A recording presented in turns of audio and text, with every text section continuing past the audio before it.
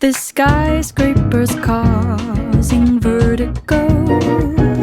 The countdown begins in Tokyo. 我嘅人生信條係堅持到底。我最想感謝嘅人係馮 Miss。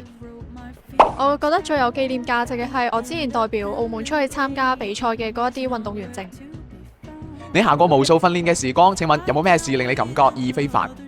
咁我覺得就係今年3月份啱啱過去嘅嗰個學界比賽入邊啦，咁我第一次喺學界上面即係可以破紀錄啦，咁呢個都係令我覺得即係好開心同埋印象好深刻嘅一件事。你一直話堅持到底，唔好放棄。咁長跑過程當中難免會有想放棄嘅瞬間，你係用乜嘢方式去激勵自己？我會即係同自己講要即係頂住啦，因為如果即係完成唔到一啲訓練內容啦，咁都即係達唔到自己想要嘅一個目標同埋時間咯。你同林詠賢師姐既係戰友，都係好朋友。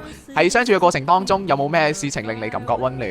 咁就係平時即係無論係練習定係比賽啦，即係佢都知我跑完就即係可能會攤地嗰啲啦，所以佢都即係會過嚟扶我啦，同埋即係每次比賽之前佢都會鼓勵我，同我講話我可以做到咯，叫我相信自己。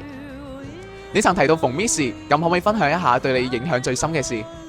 咁就喺嗰陣學界比賽嘅時候啦，即係嗰排壓力都會比較大，即係都好驚自己跑唔好或者破唔到紀錄點樣啦。但係佢一直都即係好相信我，好支持我啦。咁都一直同我講話我可以做到，即係唔好諗咁多嘢就可以啦。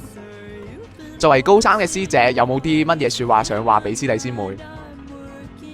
咁我覺得做咩事都要有堅持先會有收穫啦。如果冇堅持同埋付出，就唔會有收穫。